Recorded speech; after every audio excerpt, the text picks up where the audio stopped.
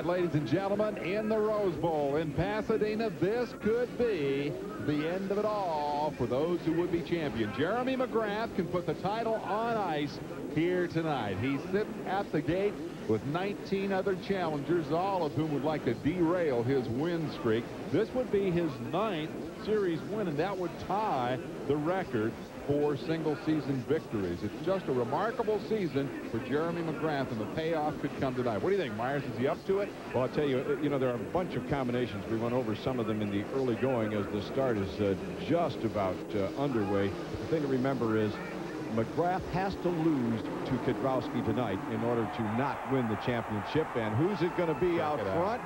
Goodbye. Hello, championship. How are you today? Jeremy McGrath. Pressure. Talk about pressure performance. He needed a hole shot.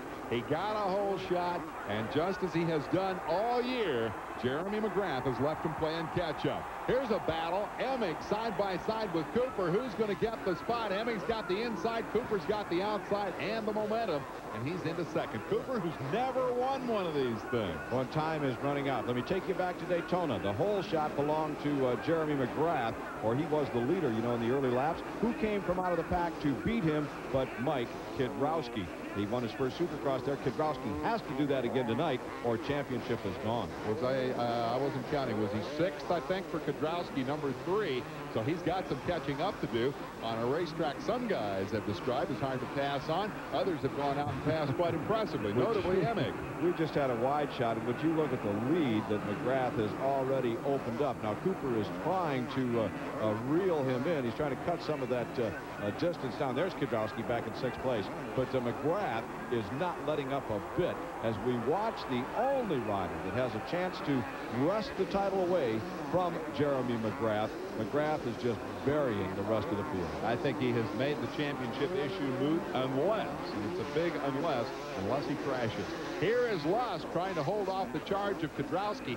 I guarantee you Kedrowski will do exactly what he talked about at the top of the show. He'll go out and try to ride his race. He's got nothing to lose at this point. He's going to charge. Well, he has to. His position on the racetrack, the very makeup, the very being of Mike Kedrowski dictates that. He's not going to give up until that checkered flag is thrown. He knows that the championship is slipping away. There's nothing he can do.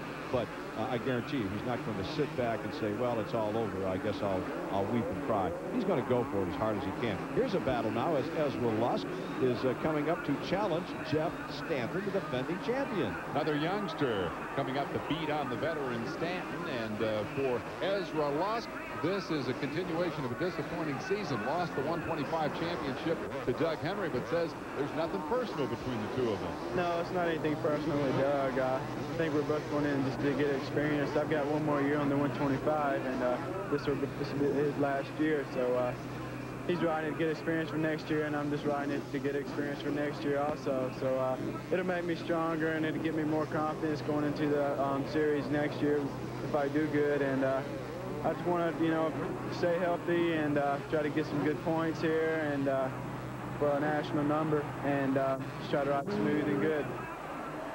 As Lusk continues his pursuit of the national champion Stanton, Doug Henry got a bad start tonight and is trying to work his way through the traffic. So for the moment, Lusk is having the better of it. He's directly in front of Mike Kedrowski, who thus far has not made any inroads. And up front, Jeremy McGrath is just running away. Pretty good three-rider battle here, which we will follow as we come back to the Rose Bowl and more of the Supercross action. We're back in the Rose Bowl. We promised you we would follow this battle. It has heated up. Here is Jeff Emig just in front of Stanton. Cooper on his rear wheel, and Kedrowski making an inside move and perhaps getting around Cooper. No, he didn't quite pull it off. A great four-man battle there. Number 3 gets on the inside, picks up a spot as Emig continues to display the speed and determination we saw in the heat race. If it were not for Jeremy McGrath, we would be watching a heck of a race here for his number 1 spot. Well, McGrath is way out front. Would you look at that? Give that kid a stop-and-go penalty. Let's make this thing interesting. This is second and third. Jeff Stanton trying now to salvage some dignity. That's about all that's left, having effectively surrendered his championship hopes with a crash earlier in the year. So he's going after Emig, who humiliated him a little bit in the qualifier, and Kedrowski is definitely gaining momentum as he works from 4th spot. Common sense says if you're Jeremy McGrath and you've got the title in hand, that you're going to slack off a little bit, that you're going to maybe conserve some energy and certainly avoid crashing by slowing down just a hair. The kid says, no, that isn't the way I'm going to do it. I'm a Charger. I'm going to try to win it big and show these guys that they're not only in trouble this year, but they're going to be in trouble for years to come. Kedrowski just really flailing here as he tries to get around Stanton. There's nothing there. Now has backed off a couple of 3 bike lengths, and this, of course, is a mirror of their battle for the Outdoor National Championship. The only hope that Stanton has to salvage something out of this season. Yeah, I think that Kedrowski understands at this point that the only way he will gain some ground or still be in it is if McGrath goes down. He's had the signals from his pit. He can look across the racetrack and see where McGrath is. So Kedrowski's charge has temporarily halted in terms of, hey, there's no sense in risking life and limb to get around these guys. Can't catch McGrath. What I need to do is play it cool at this point.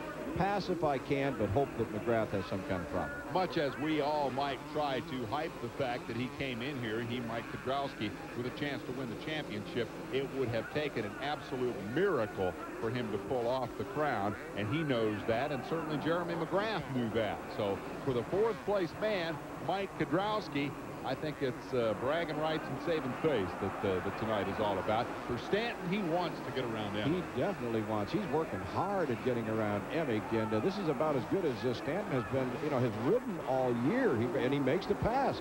Very aggressive move and a good move as he put the hurting on him. Well, the man is a champion. He's won this division 3 times in his career, and though he has not dominated this year, he definitely has the speed. Uh-oh, what's this? Damon Bradshaw off the track, picking himself up off the ground, and seemingly in very little hurry here. Yeah, just waved, says, I'm coming through. He's out of it. We'll be back.